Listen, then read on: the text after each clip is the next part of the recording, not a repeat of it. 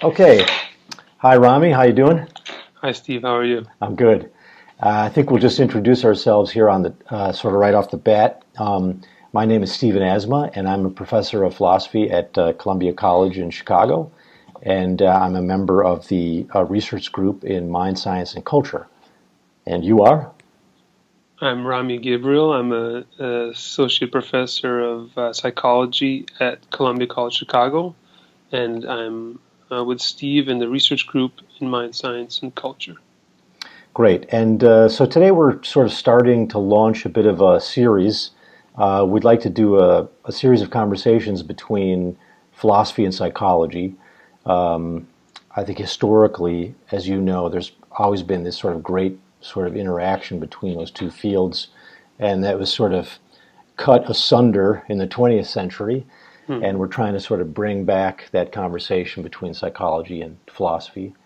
And we'd like to do a series of these conversations. We're going to call it Minding Emotions, for lack of a better title.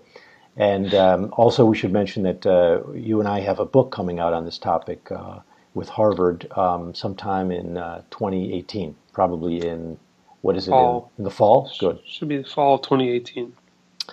So this is just a nice way to, I think, continue that conversation and expose, I think, viewers to some material they may not be familiar with. The first thing we're going to do, though, is something rather unorthodox, which is we're going to show you a short 2-minute video, which is a pretty funny puppet show in which we introduce some of these ideas. And each time we have a conversation like this, we'll start out with like a 2-minute video like this, and then we'll pick up the conversation from there. So without further ado, here is the video. The research group in Mind, Science, and Culture presents The Evolution of Emotion. Part 1. What are the emotions? Emotions are functional and energizing elements of the mind that serve as middlemen between our motivations to act and our behaviors themselves. Now, that's not the only way to look at emotions. In ancient philosophy, for example with Plato, emotions were considered irrational motivators of behavior.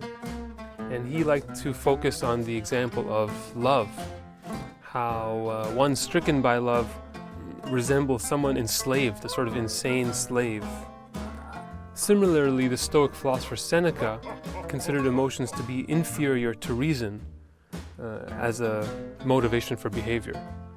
Aristotle thought that emotions could be adequate motivators for behavior if they occurred at the right time and for the right reasons. This is similar to Baruch Spinoza, a later philosopher, who spoke in his Ethics about how adequate emotions, that is, the right kind of emotion at the right time, would help to express an organism's natural striving, its conatus. This position seems more reasonable, because it says that emotions are a natural part of the human being and they are a way to connect our psychological motivations and desires with our outward behaviors.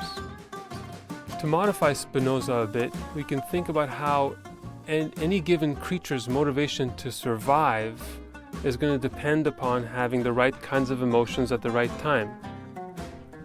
For example, the emotion of fear or curiosity would be crucial factors in whether or not an animal approaches or avoids a given object.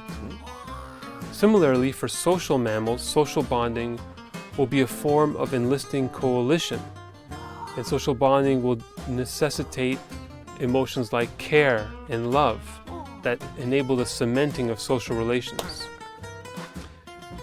In line with Aristotle and Spinoza, and against Plato and Seneca, emotions in some sort of naturalist position seem to be rational. They seem to have a purpose.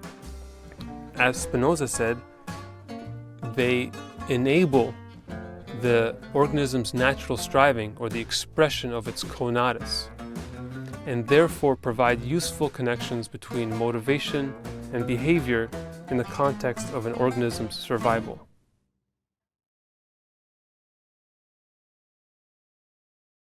Okay. Welcome back from the video. We hope you enjoyed the puppet show. It's an unorthodox method, but we think it entertains. And so that was a puppet of Rami talking to you about... More bald, looks more bald than me. looks more bald than you, right? And I believe the next episode will have a puppet of me, so it'll be quite humorous. You get to see both of us.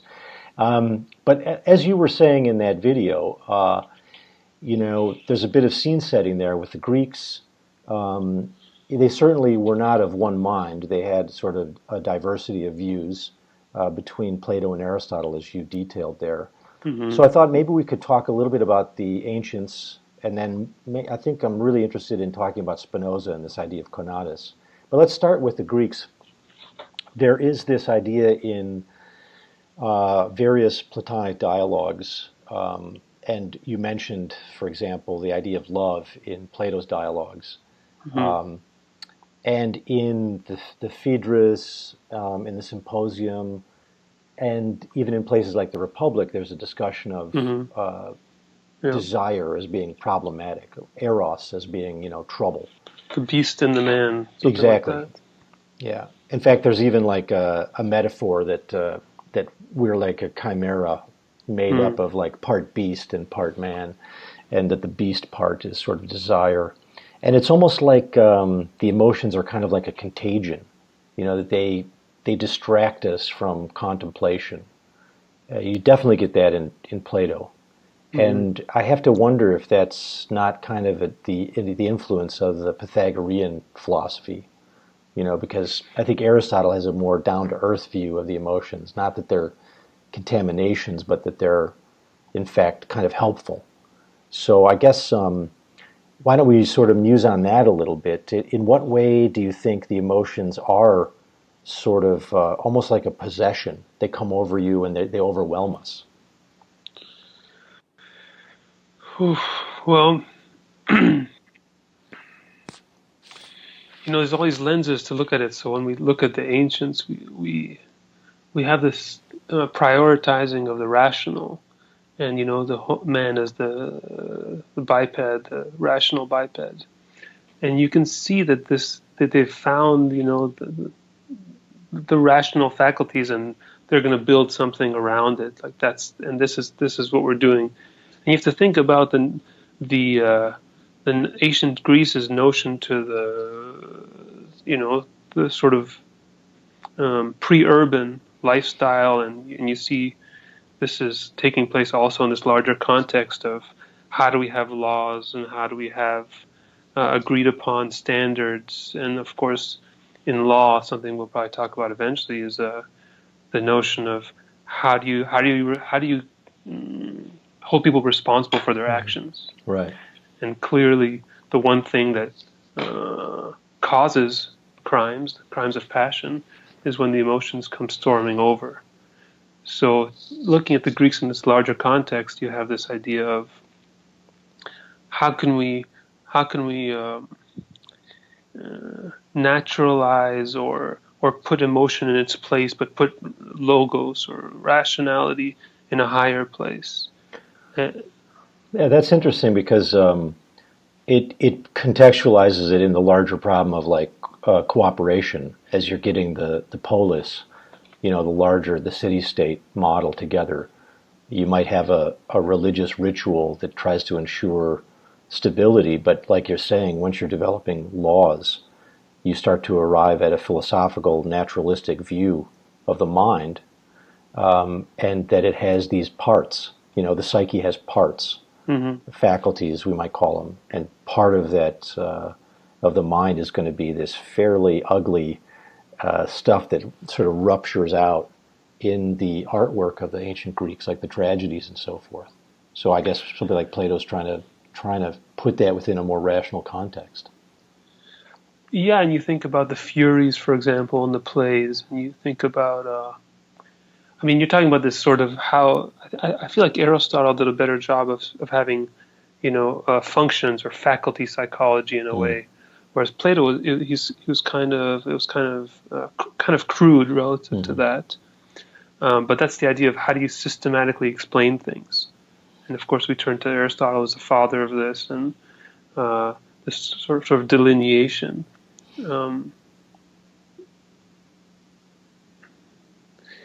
Because the other thing you're bringing up is this idea of the irrational, about the room that they still left for going overboard.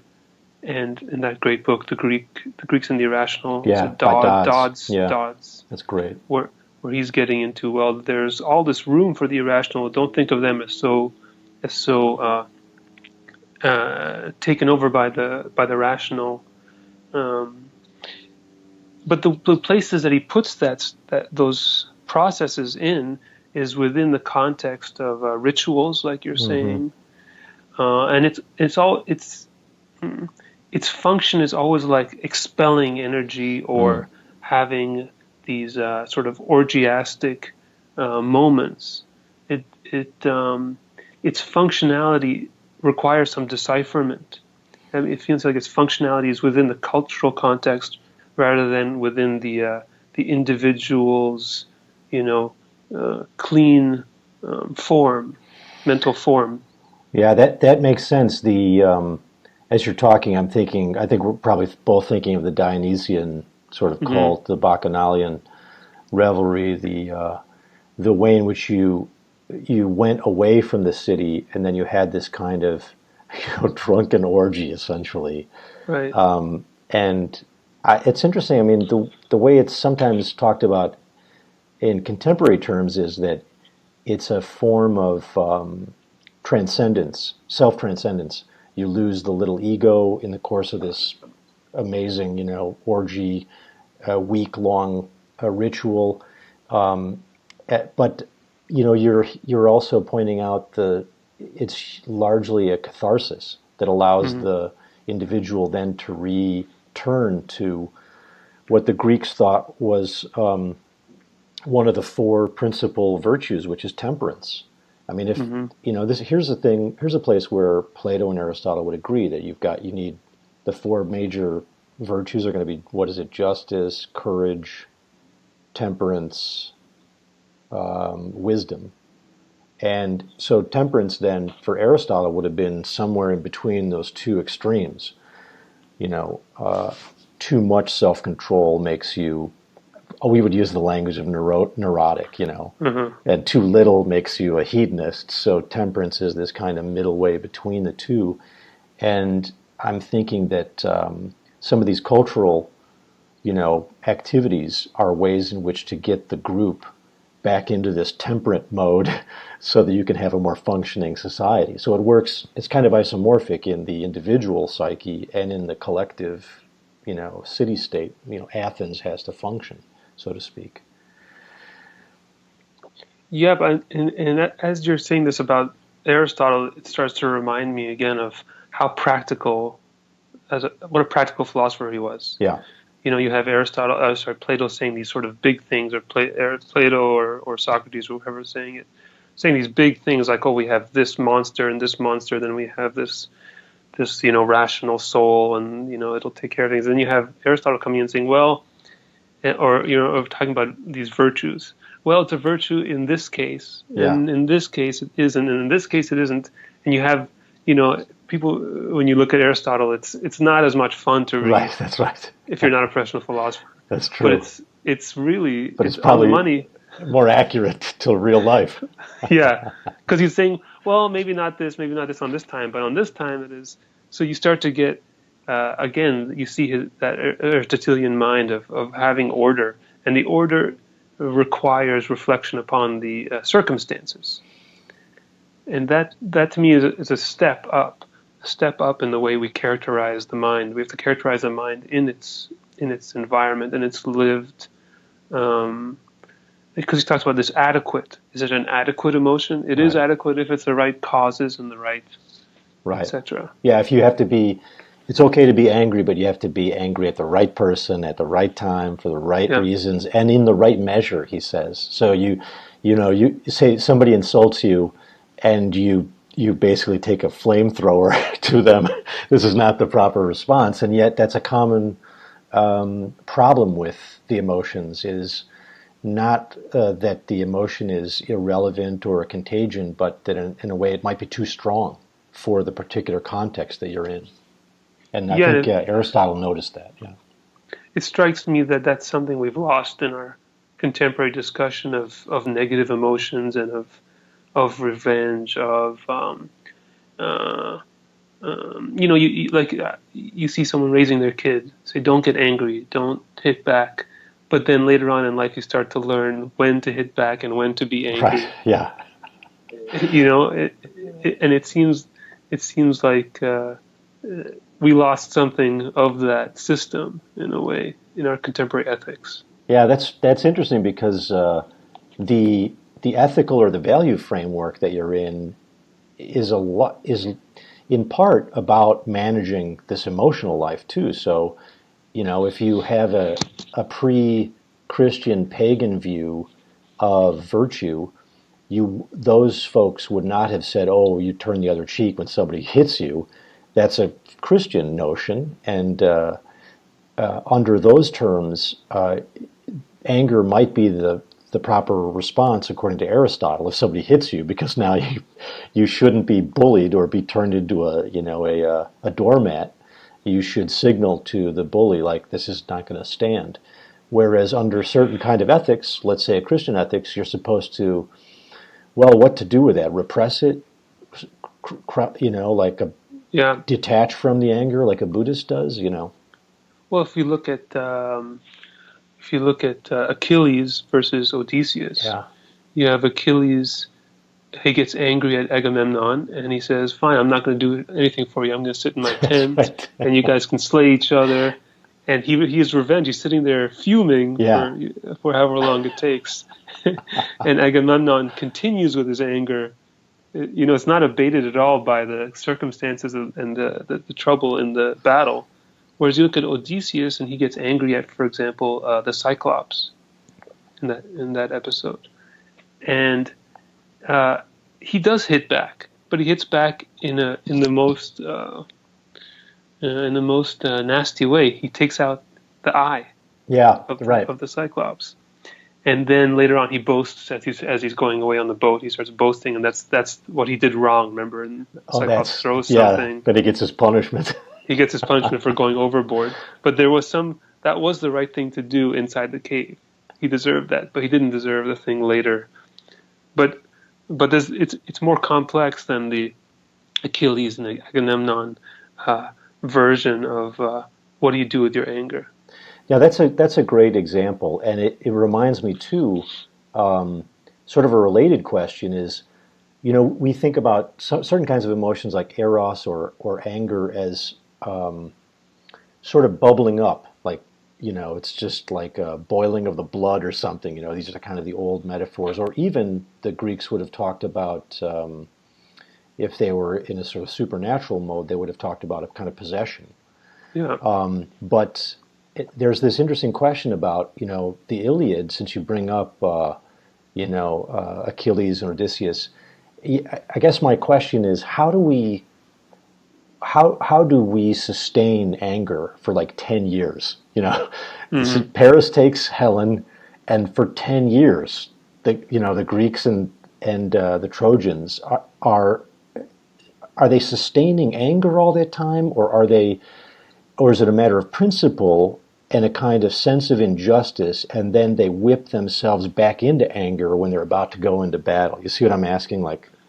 Well, what the Canes say is they say, well, it would be shameful to return after 10 years without even having won. Remember? Right. Yeah, that's right. They're about to leave, and they're like, well, we didn't even win. This looks you really bad. Want to show up? Right, This looks really bad. That's right. But that's an interesting question, because it shows you there's a kind of a dialectic between, or a conversation between the rational, the cognitive part of anger and the feeling state, which is there's a sense of injustice. Hey, that's our woman, and you've taken her, and that feels a certain kind of way. But then there's a kind of logic and cognition. It's not like animal anger in that case. It's much more thought out. Mm-hmm. And I guess this is kind of an interesting issue for talking about the emotions generally, which is how much of it is a feeling, how much of it is a judgment. And one of the, you know, one of the things that happens after Plato and Aristotle is, as you mentioned in the video, is Seneca and the Stoics, like Marcus Aurelius, Epictetus, and it's almost like the way I read that history is, to me, it feels like there's a kind of almost like a backsliding. Like Plato's got this kind of puritanical view of the emotions. Aristotle comes along and, to my mind, gives us a more nuanced view. And then it's like the Stoics go back to this more puritanical view. I mean, it's more nuanced than that. They're smart. You know, Seneca's a smart guy. But it's almost like they think again now of the emotions as just contaminations, and we have to purge ourselves of these through rationality. Well, there's a real subtlety to Marcus Aurelius, depending on the translation you're reading. But there is something. There is this. It's the kind of the beginning of ethics in a lot of ways. You know, how do we manage these things?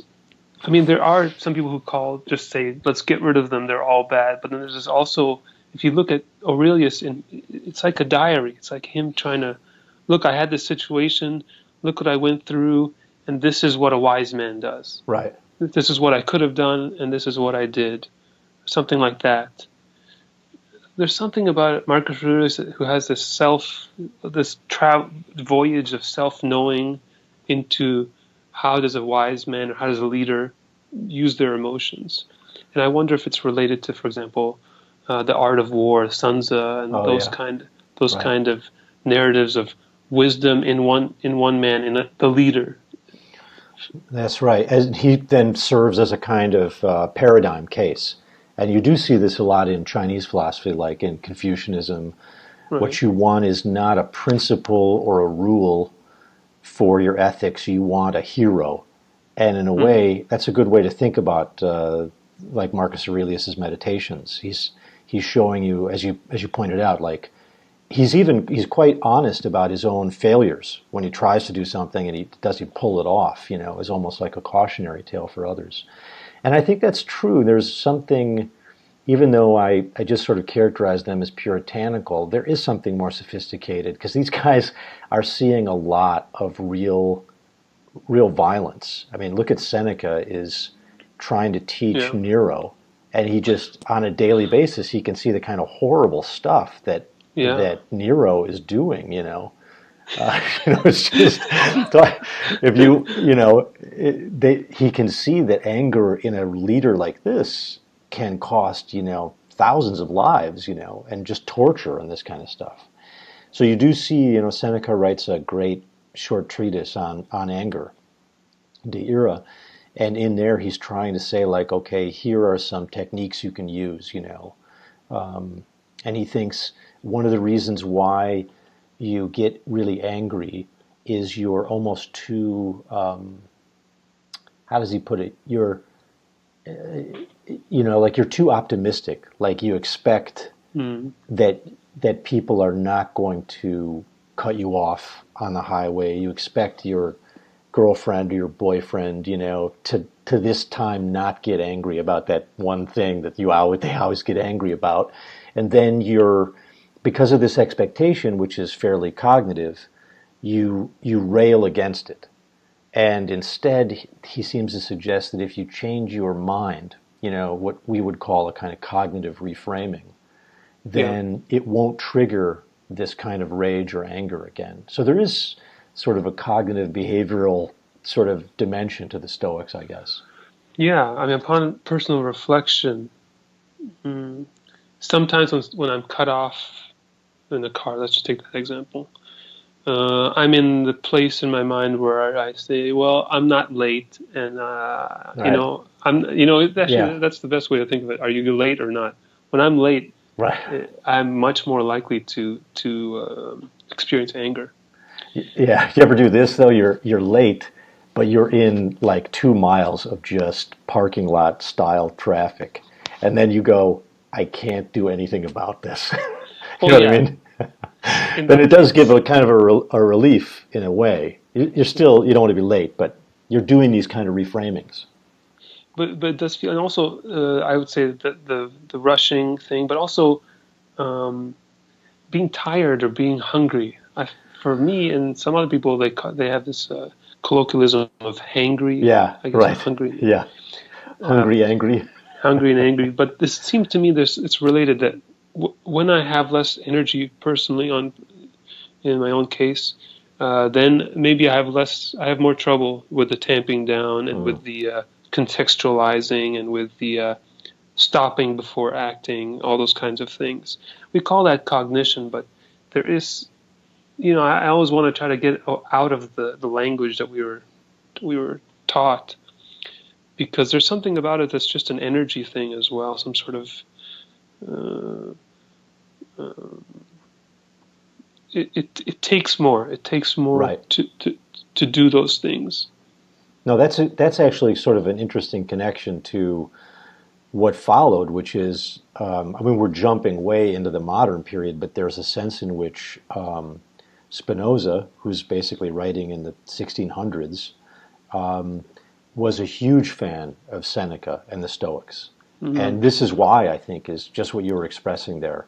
If you think of the emotions and the psyche in general as conforming to scientific principles, a logos of some kind, which is what Spinoza thought, then understanding things like, yeah, I haven't had enough sleep to deal with this problem, and therefore I should fix the sleep problem before I tackle this other cognitive task.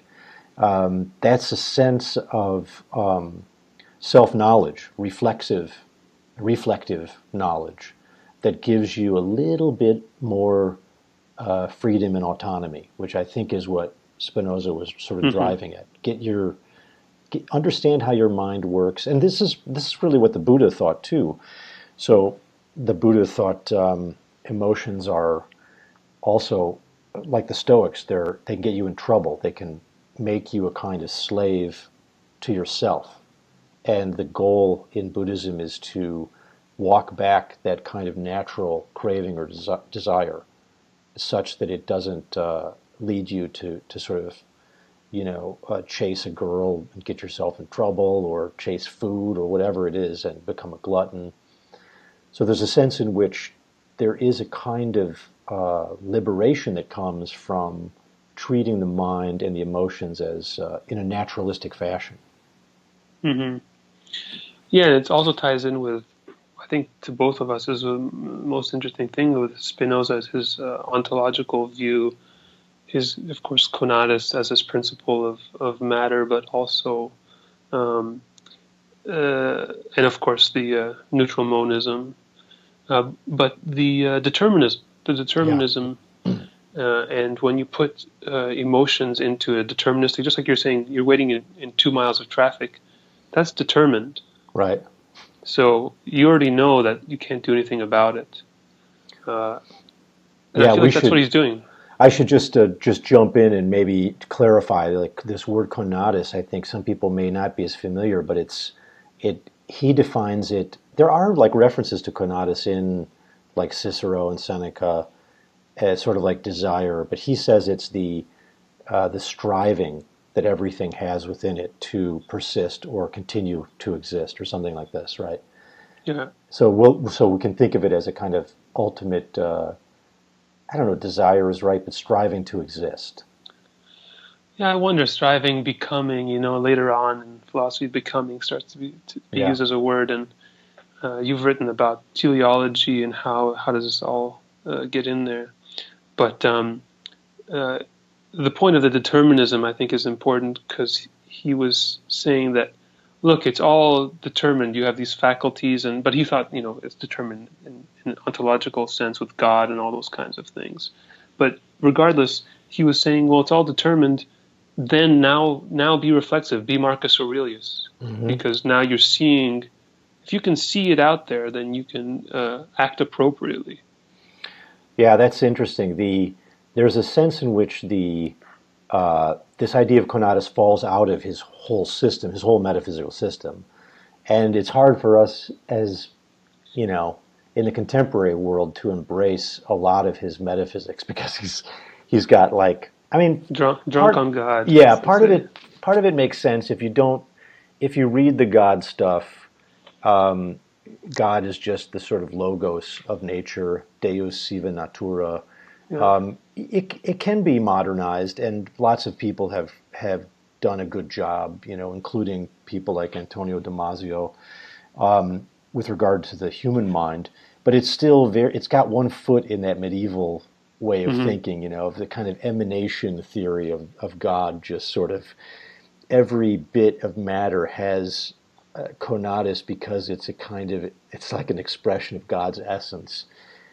This is a little hard to take, but you can take the notion and give it a kind of, and we're going to do this like in another discussion. I think you can give it a Darwinian sort of interpretation, and maybe we can talk about that in a little bit too. But it is interesting. We think that all animals have some kind of survival instinct, but for Spinoza, and I guess maybe this is sort of panpsychism, every bit of matter has this kind of sort of emotional drive or desire. That's a little harder for me to follow myself. Yeah. But just to throw it out there, the way you're describing this reminds me of a similar time period, the Sufi poet Hafiz, Oh, who talked a lot about being drunk on God, and seeing seeing God in the bottom of the cup of wine, but also in everything in nature. Rumi talks about that. Rumi's more famous for that. yeah, It strikes me that's as an interesting similar. point because that ties with our other earlier conversation about the Dionysian element too, which is that there's a long tradition of, I'm thinking now of the Chinese poets too, Mm, of religious union with some kind of unitive reality and intoxication. There's just this natural idea of blowing away the little ego such that you merge with some larger reality, God, or maybe it's the nothing. But that's an interesting point, and I wonder if that is an emotion, or whether that's the lack of emotions, equanimity. hmm. I feel like there's probably, just like everything else, there's a easy way, and there's a hard way. The hard way is the equanimity, of course, Buddha talks about what it takes to achieve some sort of perspective on reality. But then there's Hafiz, who's a Sufi, but he's also a drunk. He's a drunk poet, a brilliant drunk poet, but nevertheless. So there's also, and he knows there's ways to do it. There's ways to meditate on the one or something like that. Plotinus, of You're right. course. Uh, but there's also the way that most people do it, which is getting using substances, and then also things like falling in love, things like Hmm. that, Hmm. or the entrancement, entrancement of things. Um, but that is something important that we're bringing up, is that we do are sort of many of our defining moments in life are when emotions do wash over us. Yeah, overwhelm. And I'm thinking too of there is a kind of puritanical streak in some forms of Buddhism. You find this, for example, in maybe in some of the early Theravada stuff, but also there's a kind of wonderful embrace of eros and lust in some of the later Mahayana traditions, the tantric traditions one knows about. In Tibet and Bhutan, there's the idea that in the act of coitus, you'll have, in fact, many of the symbols are like this. It'll be a god and a goddess. It'll be the yabyum representation in which lust or erotic drive gives you the kind of, destroys the little ego, but also might be the only thing that has the kind of energy to get you to the quote unquote other side, so to speak. Mm, And even Plato, who we've been characterizing here rather puritanically, in the Phaedrus says you need that dark horse. There's sort of a nice polite horse, and then this sort of difficult horse carrying the the chariot of consciousness in this metaphor. And he says you need that trouble of eros as a kind of energy to bring you up to the forms. So there's this backhanded complement to this kind of emotion. Of course, and if we jump forward to our first psychologist, Freud, everything is derivative of the id. Right. The superego is a part of the id. The ego is a part of the id. The id is that dark horse, and it's that's the charge that makes emotional life or the mental life happen. And he had all these ideas about libido and these versions of energy, but I wonder how much he's talking just about the emotional drives. I mean, we could talk about conatus, but also the desire to engage in life, desire to move. You know, there's locomotion for food and for those kind of things, and then there's that broader perspective of or the hierarchy of needs, those kinds of considerations. Yeah, and it's kind of it's a question about where is agency, and when a lot of times people will couch the agency question in terms of freedom and determinism, but it's really relevant here too. When are you not yourself? It's in a sense the emotions have had a large role to play in that story. That there are some times when I'm feeling so angry that I do something that I don't recognize, or I'm so intoxicated with kind of attraction for someone that I do something really stupid. And I wonder if, as we're talking now, it almost feels like the Greeks grasped this in their artwork, in their tragedies, in their poems, in their epics. I think they glimpsed it in their philosophy. And then, of course, we have Freud in recent memory, who celebrated it like sort of romanticism on steroids. It's like Schopenhauer, turned into a kind of a science. But sort of in between there was this kind of the moment of modernism feels very domesticated by comparison. You know what I mean? Descartes, Kant. It's like that's really the Apollonian expression in Europe, the Enlightenment, basically. Well, I wonder about that. It's a broad brush I just used, of course. No. I think you're right about it. But I wonder about how much of these things can be written down. Music, of course, is the drunken art. It pushes people. Poetry has this sort of ephemeral nature. The rituals, the Dionysian rituals. Right.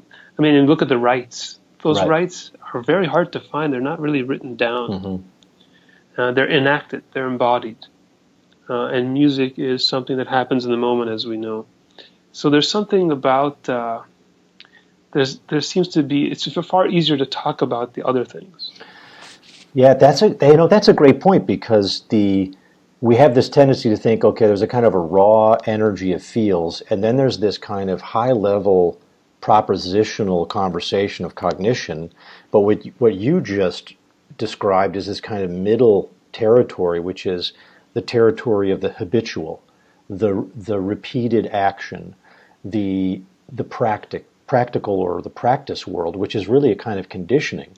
So much of what we do with our emotional life is not, we don't just tell ourselves, don't fawn all over that person and, drive by her house every night looking in her window or whatever stalker thing you're doing. The way to sort of resolve these things is not just to have the cool, voice of reason speak to yourself, but rather to recondition yourself through habit. So you create new rituals to modify the emotion you're feeling. And that's something that, for example, you mentioned, the Chinese tradition was really big on this. Confucius, for example, thought you want to make virtuous people, people who have self-control, you don't just lecture to them. You engage in these very ritualized behaviors. When you sit down, you straighten your mat, before you sit down. You greet people in a very specific sort of way. I mean, all this stuff looks to the bohemian. This all looks very bourgeois and boring, but this is how you sculpt the emotional life in a way that is different from just cognitive reframing. Yeah, it strikes me that when you're talking about this, it's like the portrait of an artist as a young man. How do you make an artist? Right. Well, you don't go to art school. Right. But I mean, I know what you mean. Look at all the original jazz guys. They weren't like for coming out of example, PhD programs. Yeah. right? There's something about these small things. Like when you do get to talking to certain artists, I think shop talk is kind of a fun thing that many artists do. Namely, what kind of thing are you using? What kind of brush did you do this with? Or what kind of pickup are you using? These things are kind of the craft. They're not what people think when they think of, like the artist. Right. But that's what the artist is interested in, Yeah. because those are the practical and the like you said, the habitual and the Confucian kind of format of creating things. Yeah. Well, one thing I thought we could do is I wanted to take this conversation and shift slightly to what might be sort of more connected to the sort of debate that's happening now about emotions.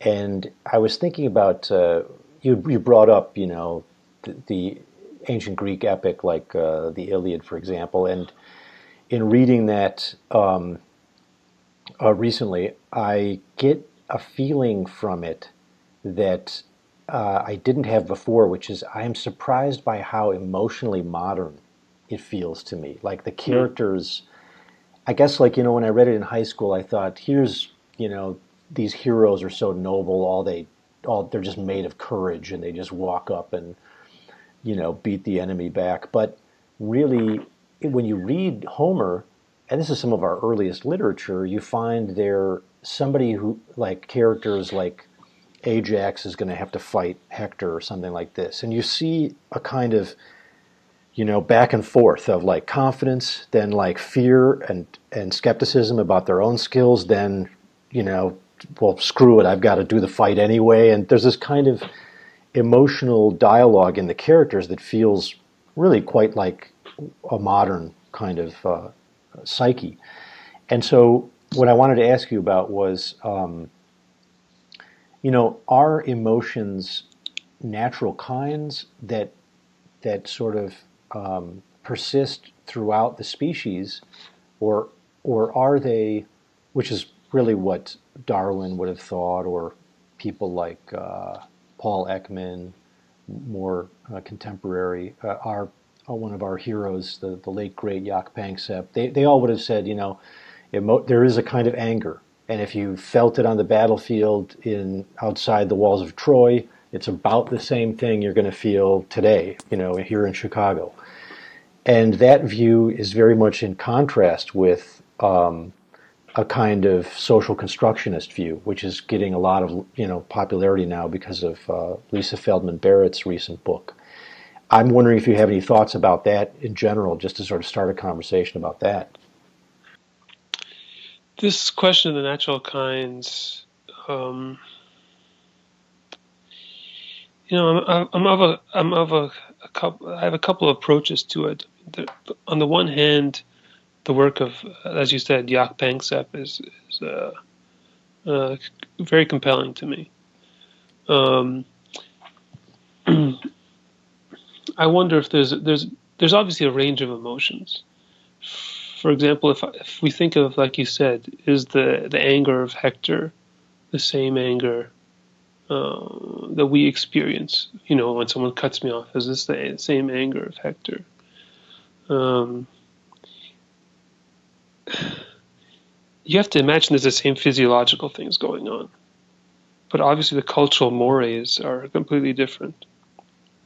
So Hector is angry; he'll take an axe and Right. smash someone's eye through their. They have these great descriptions of the way that people killed. Whereas we have these other ways now of expressing anger.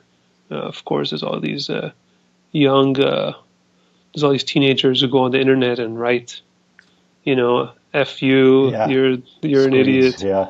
These screeds, not even screeds, 2 lines, F Yeah. you, F you.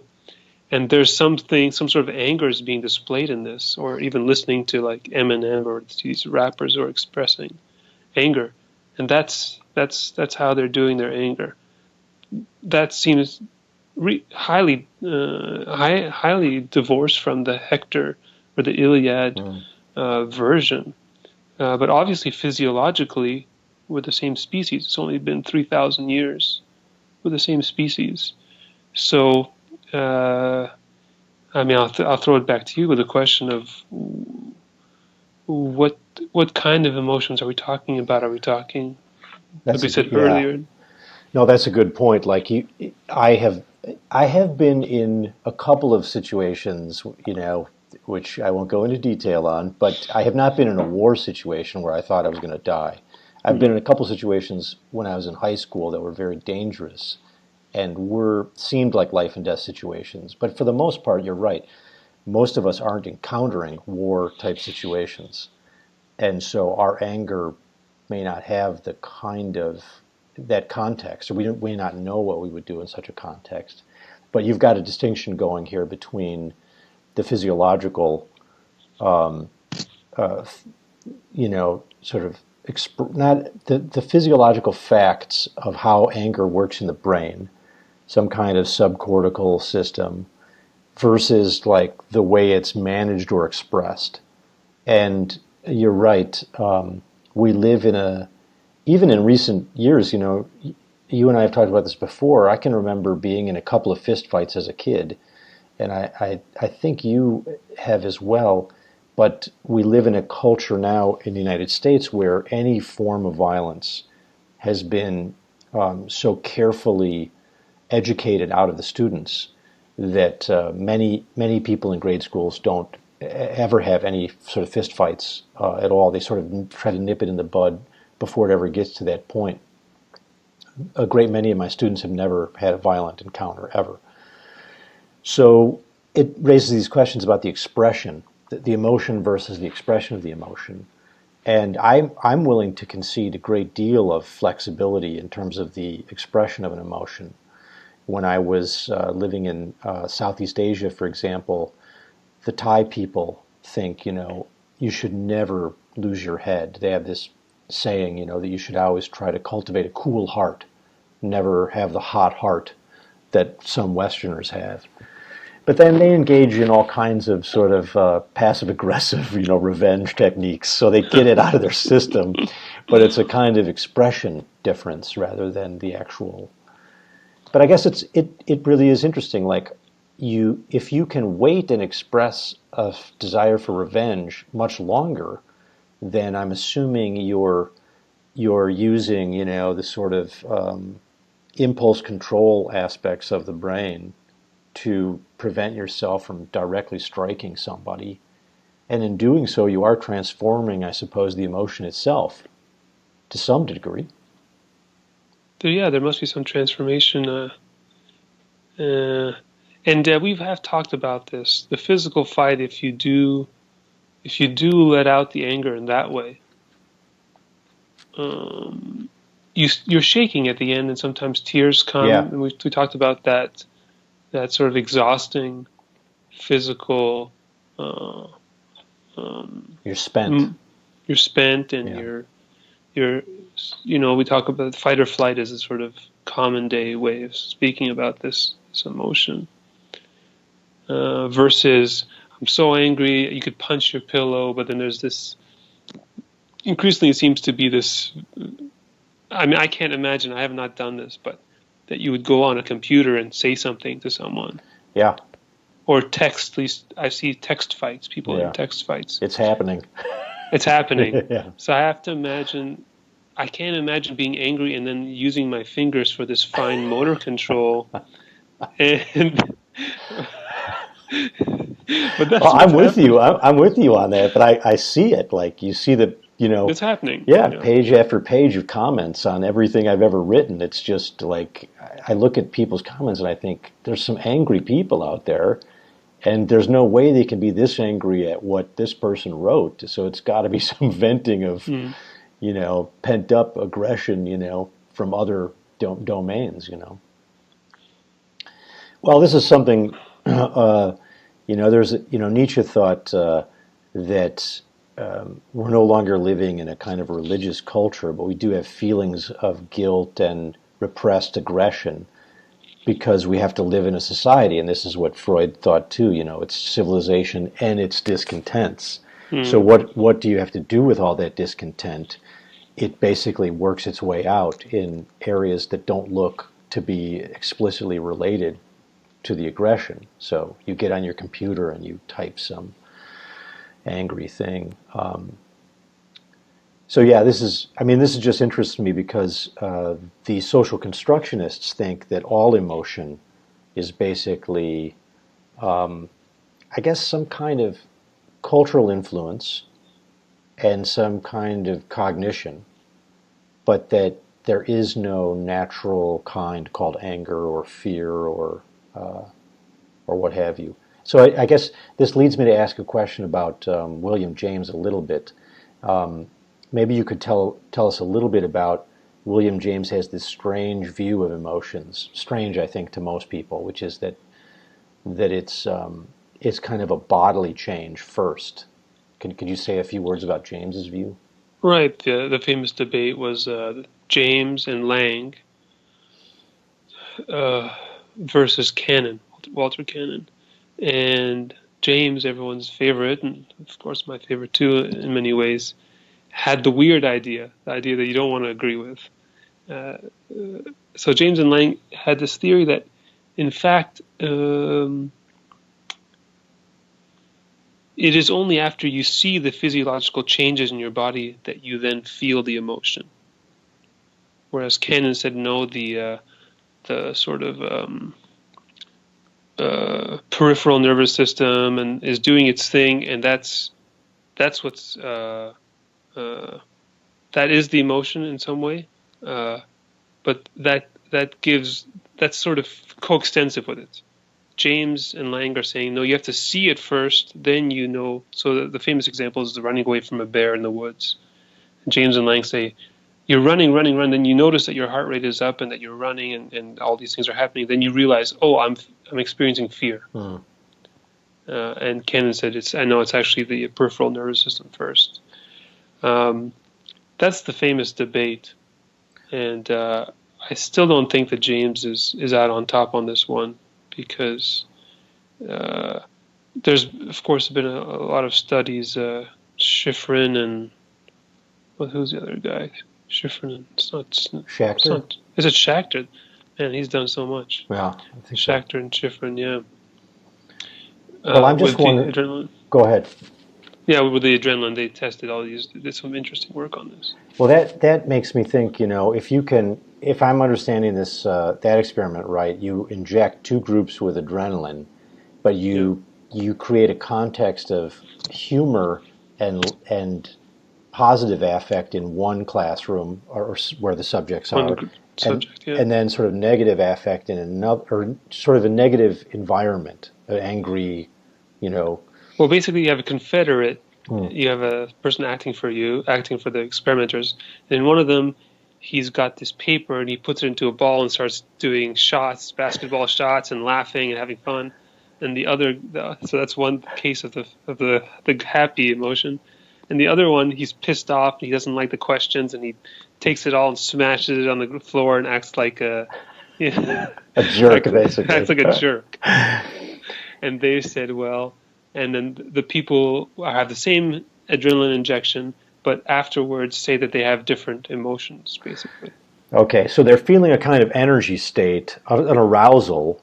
But it doesn't. That doesn't dictate whether it's a positive or negative. It's the context of the classroom that dictates whether it was happy or irritating. Right. Well, that makes sense. It seems it's the social situation. It's like these other social psychology things where people go along with what's around them. So if everyone agrees that this line is longer than this line, then you'll agree as well. There's this element of the human mind, of the human individual, to go along with groups, to be part of the group. Yeah, we're very keyed into social knowledge, basically, and social learning. So, in a way, we don't understand what's happening until we've, assessed how the group is reading it or how someone else is reading it, and then there's a kind of contagion, right? When one baby starts crying, all these other babies start crying. But it seems like that's a layer of emotion that's sort of up here. And I want to say, again, following sort of the natural kind theorists, that there appears to be a whole, like a small suite of emotions that we share with animals, for example. And animals are not sort of socially constructing their experience in quite the same way that we are, although obviously, some primates are very sophisticated social groups. But it does appear to me that animals do get angry. I mean, we have the problem, of course, of anthropomorphizing a mind that we can't get direct access to. But I think, and this is something we'll talk about more maybe next time, which is the way behaviorism sort of prevented us from thinking about animal emotions. I think you have a lot to say on that. Mm-hmm. But I do think one of the problems with the contemporary social constructionist view is that they kind of rule out animal emotions, because at least someone like Lisa Feldman Barrett thinks you have to have language in order to have an emotion. And in this regard, she's like the Stoics, because the Stoics, Seneca says this too. He thinks you can't have real anger, real sadness without language, because real anger and sadness is a kind of judgment, which means it's a kind of proposition about the way the world is. It's just wrong. And that's what's leading to this trouble. And then some sort of neo-Stoics like Martha Nussbaum has sort of followed this as well, suggesting that you need a fair amount of language to have the emotions. But I'm inclined in the other direction, Any thoughts on this? Well, I wonder if you talk more about, maybe we could sort of interesting subfield, judgment in animals. Right. How much judgment is going on? So the classic case in Seneca is the barking dog. Mm-hmm. Has the barking dog made a judgment that you are encroaching on its territory? Is that a judgment, or is that an instinct? I guess I don't know what you would put against it. But when does the dog start barking? When?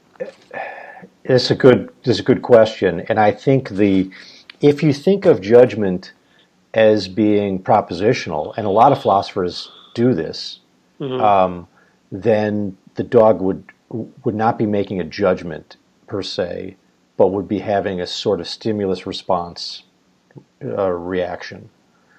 But I'm inclined to think that there's another way in which judgments occur, which is that, and this is something, again, we can talk about in the future, but the idea that your perception is itself loaded with, sort of action potentials. Like when you see a snake, for example, the very perception of this slithering creature comes with a kind of imperative that you move, that you get out of the way, or that at least your attention should be, activated. So there's a sense in which the perception itself contains what we would call judgment-like assessments or valuations. Mm-hmm. And you see it very clearly with threats like snakes or spiders. But I wonder if there isn't also, when the subordinate chimp sees the dominant chimp, he doesn't really form a judgment like we do. Like, he doesn't draw an inference, but it's almost like he just sees that body is bigger, and therefore I've got to be careful around that body or something like this. But what about, you've written about this recently, about fear when you see a spider. uh, as compared to the horror movie Fear, Right. watching Texas Chainsaw Massacre versus Right. having a spider or something like that. And so maybe you can contrast the two in terms of judgment. That'd be interesting. Yeah, that's interesting. There is a lot of work being done now among sort of this new wave of evolutionary psychologists. There's a wonderful recent book on why horror sort of seduces us, And the argument there by a Danish author, Matthias Clausen, is that we come sort of prepared with certain kind of phobias. Small, short list like snakes, herpetophobia, spiders, arachnophobia, fear of heights, fear of the dark. But it's just, you can count them on one hand. Then what happens is, according to these researchers, they think that the really good horror film is simply exploiting that handful of natural phobias. But and I think that does explain some really good horror, like the face hugger in Alien is like a combination of a snake and a spider. That really activates whatever our reptile brain is, and we feel a sort of unique dread about that. But also stuff that doesn't fit well with that would be fears having to do with modern disease, like contagions. We have horrible horror traditions based on pandemics that could, break out of a laboratory and turn, some of the population into zombies or something. And so you get this very modern, sort of scientific horror story.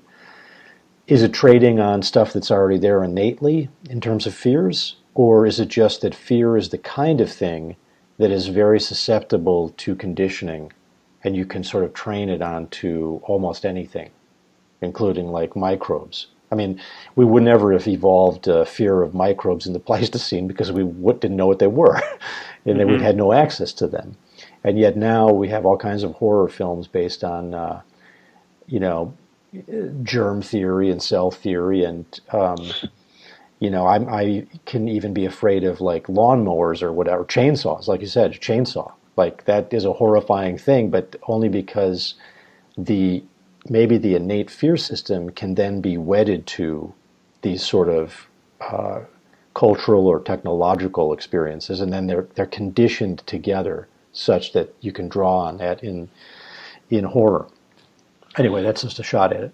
Yeah, I mean, I don't know, from the There to the Monday, but in What About Bob, the Bill Murray film, he's got this phobia. Have you seen this one? It's With been a Richard long Dreyfuss? time. Yeah, a long time.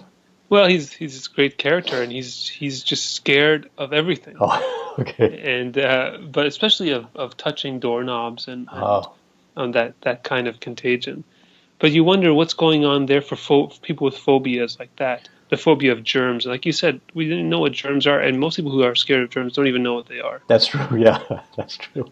But there is something idea of they're dirty, the unclean, the stigma of the thing that fell on the floor or something like that. Right. There's this whole thing, right. And it does affect one. And I wonder how much of that is a judgment. Some of the initial feeling is a judgment, and then there's that later cognitive elaboration. Yeah, I think that's a fascinating area, and I don't think the people working in evolutionary psych have thought about this quite as carefully as they should, because the assumption, it's sort of like that old argument, why did Jews and Muslims not want to eat pork? And the sort of crude anthropological argument is, well, the pigs can transfer trichinosis or in other ways cause diseases. So prior to having that understanding, a religious injunction would get the group to behave well without understanding what they were doing. Well, that makes sense to me, but it's a pretty good leap. There's a huge middle missing sort of territory where one wonders, you have to align these emotional experiences with the injunction, the religious injunction. And that story has to be told. It's not like you evolve an innate, dread of pigs. And so that I think is something that has to be worked out in these stories about why we have certain fears. And contagion, I think, yeah, there's lots of stuff that can kill us that we don't know about. But for it to work, we have to have some affective response to the rotten meat, the putrid flesh or the diseased person. And that has to, in some sense, work within this emotional lexicon, even though we don't have any knowledge of it at the cognitive level, in order for it to be selected for or against. So that's this kind of story that I think you and I want to explore probably more in the next episode, because we're going to try to push these ideas, especially conatus, into the sort of Darwinian revolution. Yeah, we need some Darwin. Yeah, that's where we're at now, quite naturally. Yeah. And we're actually running out of time, so it's a good place for us to sort of wrap this conversation up. But let's do that for sort of part 2. Let's lead off with emotions as Darwin transformed them in the evolutionary sort of revolution. So let's sign out, and I want to thank you, Rami, for a fine conversation. Thank you, Steve. And we'll see you all next time. Thank you.